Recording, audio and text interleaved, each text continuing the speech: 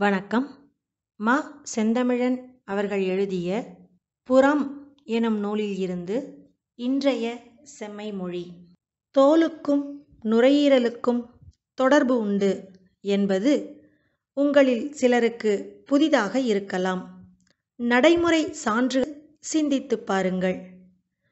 நுரையீரல் தொடர்பான தொந்தரவுகளாகிய மூச்சிழுப்பு, இரவில் வரும் வறட்டு இருமல், மூச்சுத் திணறல், வலிப்பு போன்ற சளி தொடர்பான பல தொந்தரவுகள் கடந்த 10 ஆண்டுகளில் எவ்வளவு அதிகமாகி இருக்கின்றன. மாடிப்படி ஏறினால் மூச்சு வாங்குகிறது எனச் சொல்பவர்கள் எத்தனை பேர் இருக்கிறார்கள்? எத்தனை பேரால் வேகமாக மூச்சிறைக்காமல் ஓட முடிகிறது? சுவாசிக்கின்ற காற்றே கரியமிலமாக மாறிய பின் நுரையீரல் என்ன செய்ய முடியும்? உணவே நஞ்சாக மாறிய பின் வயிறு என்ன செய்ய முடியும்? குடிக்கின்ற தண்ணீரிலேயே நஞ்சு இருக்கும்போது சிறுநீரகம் எப்படி பொறுப்பாகும்? நான் அழுத்தம் திருத்தமாக சொல்ல விரும்பும் செய்தி என்னவெனில், செம்மை நலம் எனும் கொள்கைப்படி சளி என்று சொல்வது நீங்கள் நினைப்பது போல இருமினாலும் தும்மினாலும் வரும் கோழை அல்ல. உண்மையில் சளி என்பது நுரையீரலில் உற்பத்தியாகும் ஊற்று அல்ல. உடலின் எல்லா இடங்களிலுமிருந்தும் வெளியேற்றப்படும் காற்றுக் கழிவுகள் நீர்மமாக மாற்றப்பட்டால் அது சளிதான். நமது நுரையீரல் நாம் சுவாசிக்கும் கரிமக்காற்றில் உள்ள கரிம அமிலத்தை பிரித்தெடுத்து வெளியேற்றுகிறது. அப்படி வெளியேற்றும் அனைத்தும் சளிதான்.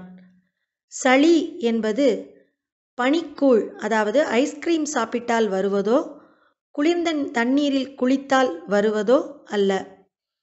உடல் முழுவதும் உற்பத்தியாகக்கூடிய காற்று தொடர்பான நீர்மக் கழிவுகள் அனைத்தும் சளிதான்.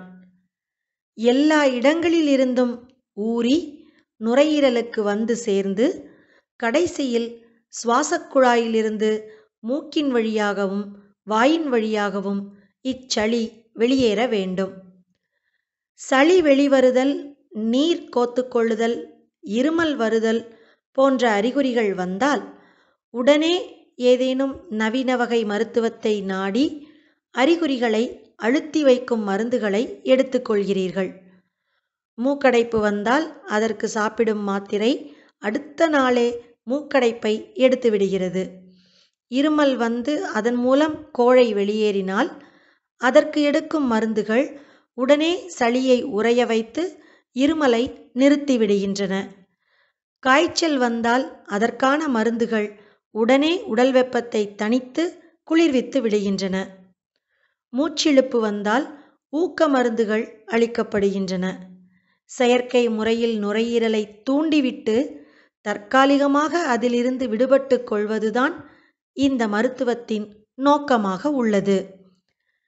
இறுதியில் உடல் முழுதும் ஊற்றெடுத்த இந்த நீர்ம காற்றுக் கழிவுகள் எல்லாம் வெளியேறாமல் நுரையீரல் முழுவதும் அப்பிக்கொண்டு விடுகின்றன. நீங்கள் எல்லோரும் இருமல் வந்தால்தான் சளி பிடித்திருக்கிறது என நினைக்கிறீர்கள். உங்களுக்கு அறிகுறி தெரியாமல் இருக்கலாம். அது இருமலாக இன்னும் வெளிப்படவில்லை. ஏதாவது ஒரு சூழலில் வெளிப்படும். வெளிப்படையான அறிகுறிகள் அதிகம் இல்லாவிட்டாலும் நாடி பார்த்தால் சளி இருப்பது தெரியும். பெரும்பாலும் சளி நுரையீரலில் சேராத மனிதர்களே இல்லை எனச் சொல்லலாம். எல்லா காலத்திலும் எல்லா மனிதர்களுக்கும் சளி இருக்கும். ஆனால் அளவுக்கு மேலான சளி நுரையீரலில் இருக்கும் மனிதர்கள் எண்ணிக்கைதான் இப்போது அதிகம். நன்றி.